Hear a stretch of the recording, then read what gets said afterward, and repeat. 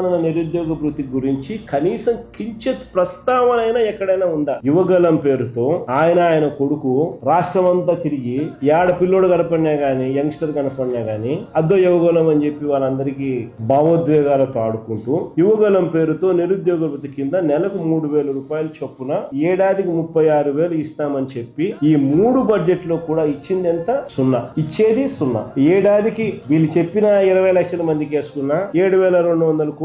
ఇప్పటి వరకు యువతకు పడ్డ బకాయిలు ఈ 3 సంవత్సరాలలో 21,600 కోట్లు. ప్రతి నిరుద్యోగికి ఈయన బాకీ పడ్డ అమౌంట్ సంవత్సరానికి 36,000 ఇంటూ 3 ఏళ్ళు 1,08,000 రూపాయలు ప్రతి నిరుద్యోగికి చంద్రబాబు బాకీ. నిరుద్యోగ భృతి అంటూ హామీ ఇవ్వడం, తర్వాత దాన్ని చెత్తబుట్టలో వేయడం చంద్రబాబుకి తొలిసారి కాదు. Is habitual offender. తొలిసారి కాదు ఇది. ఇలా మోసం చేయడము, ఈ మాట చెప్పడం. తాను గెలిచిన 1999 ఎన్నికల మేనిఫెస్టో చూసినా ఇది కనిపిస్తుంది. తన 2014 ఎన్నికల మేనిఫెస్టో చూసినా ఇది కనిపిస్తుంది. మళ్ళీ ఇప్పుడు తన 2024 ఇప్పటి మేనిఫెస్టో చూసినా ప్రతిసారి ఈ హామీ చేస్తాడు, ఈ హామీ ఇస్తాడు. ప్రతి ఎన్నికల్లో ఓట్లు వేయించుకుంటాడు, తర్వాత నిస్సిగ్గుగా ఎగరగొడతాడు. అందుకనే యువతకు చంద్రబాబు నాయుడు గారు నిత్య మోసగాడు, నిత్య వంచకుడు.